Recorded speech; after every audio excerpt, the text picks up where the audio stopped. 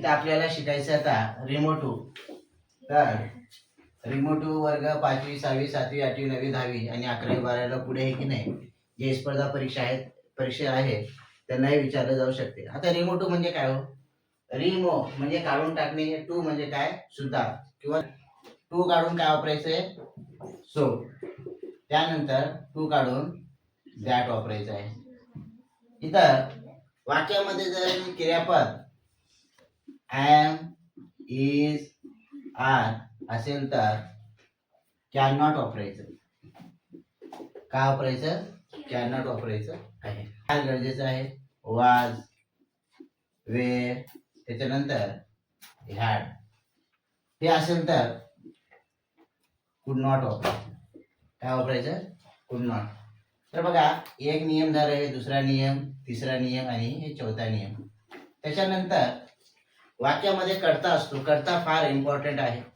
तर मुलगा आहे का मुलगी आहे, तर मुलगा असेल तर काय वापरायचं, मुलगी असेल तर काय वापरायचं, हे आपल्याला म्हणजे समजणं गरजेचं आहे.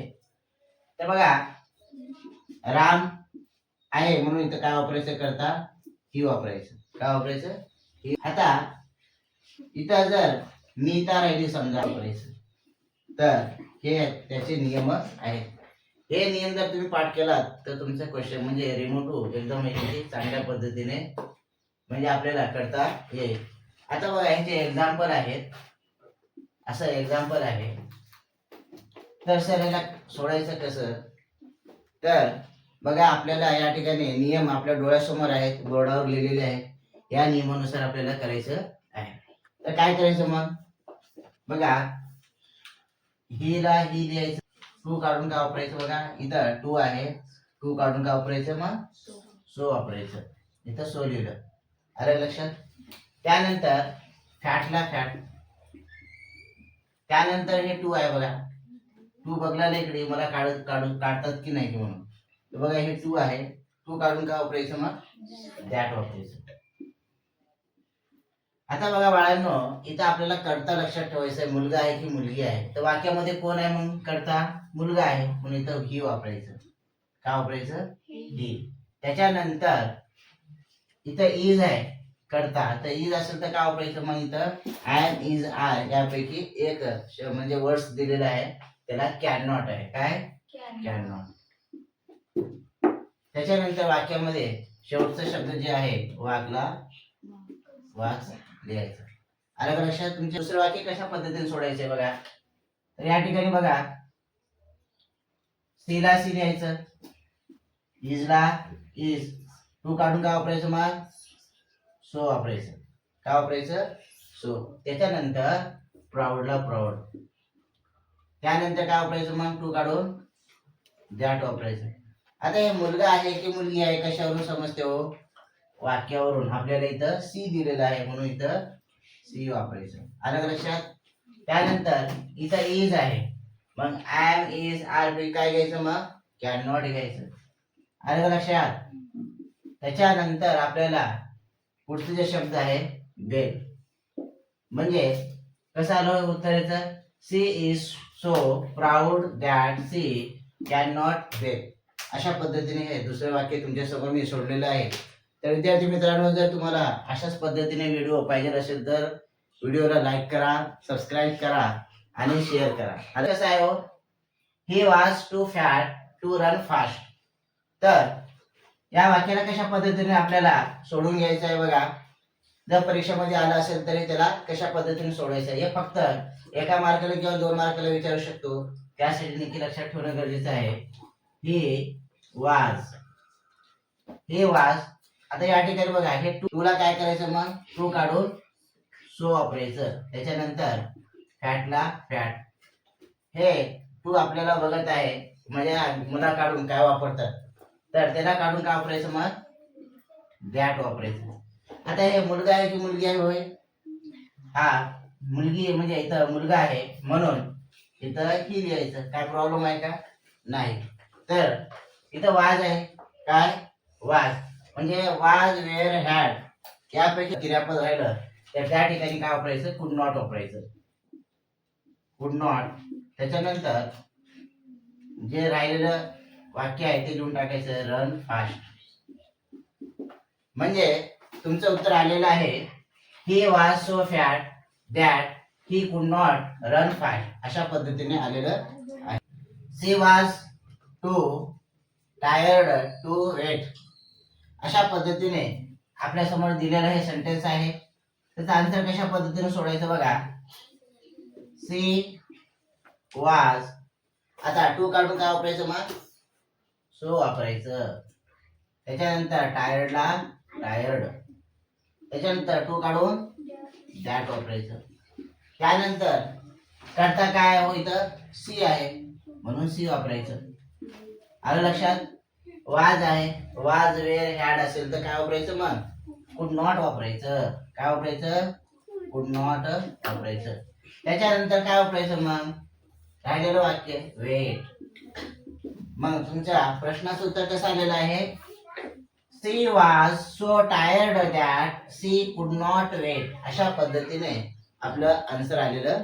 6वा की या ठिकाणी बघा, he was too weak to rule his country, असं आपल्या समोर दिलेला प्रश्न आहे. हे काय कसं लिहायचं मग, हे वाज सो वीक, त्याच्यानंतर काय वापरायचं मग, टू काढून दॅट, त्याच्यानंतर ही आहे म्हणून करता ही घेतलं, त्यानंतर मग वाज आहे कुड नॉट घेतलं. त्याच्यानंतर आपण काय घ्यायचं मग, रूल हिज कंट्री. लक्षात आता बरोबर आहे वाक्य.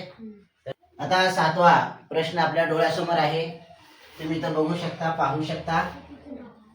तर पंकज कोण आहे, पंकज. त्याच्यानंतर इजला इज, टू काढून काय वापरायचं, सो वापरायचं. त्याच्यानंतर बघ नरेंद्र इकडे बघ, वीक, टू काढून काय वापरायचं, दॅट. त्याच्यानंतर ते मुलगा आहे, सर इथं मुलगा आहे, पंकज आहे, तर पंकज वापरायचं का नाही, पंकजचं जे आहे आपण इथं करता घेऊ ही घेऊ, काय घेऊ ही. त्याच्यानंतर इज आहे बघा, इज असेल तर काय घ्यायचं मग, कॅन नॉट. त्यानंतर वॉक. समजलं मग. बघा उत्तर कसं आहे, Pankaj is so weak that he can not walk. 8वा प्रश्न आहे, Swati is too shy to speak in the class, अशा पद्धतीने इथं दिलेलं वाक्य आहे. इंग्रजीमध्ये त्याला सेंटेन्स म्हणतात. उत्तर स्वाती इज, टू काढून काय वापरायचं मग, सो वापरायचं. से, टू काढून काय वापरायचं मग, दॅट वापरायचं. त्याच्यानंतर स्वाती मुलगा आहे की मुलगी आहे, सी, नाव लिहायची गरज नाही. हे वर्तमान काळामध्ये की भूतकाळामध्ये आहे, वर्तमान काळ. काळ कोणता आहे, इज आहे, म्हणजे करता कॅन नॉट घ्यायचं. म्हणून काय घ्यायचं, कॅन नॉट. त्याच्यानंतर मग speak in the class.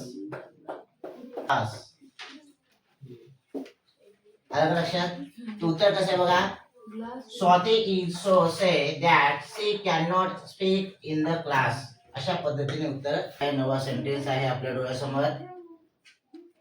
Ankita is too ill to resume his duty at. Ankita is so, too काढून मी सो वापरलेला आहे. इलला इल, टू काढून काय वापरायचं मग, दॅट वापरायचं आहे. त्यानंतर मुलगा आहे की मुलगी आहे, अंकिताला बघायचं तेव्हा कळून जाते हे सी आहे म्हणजे मुलगी आहे. त्यानंतर इथं जे क्रियापद आहे इज आहे, इज असेल तर काय वापरायचं, कुड नॉट वापरायचं का नाही, कॅन नॉट वापरायचं. त्यानंतर resume, resume his duty at. लक्षात. तर आन्सर बघून घ्या. Ankita is so ill that she can not resume his duty at. 10वीच्या विद्यार्थ्यांसाठी 10वं वाक्य आहे, grandmother is too old to walk. म्हणजे कसं करायचं होतं रे मोठू, GRAND, ग्रँडमदर इज, टू काढून काय वापरायचं, सो ओल्ड डॅड. आता ग्रँड मदर ही आपली आजी आहे म्हणजे काय मग इथं काय येईल मग सी येईल का कॅन नॉट त्याच्यानंतर वा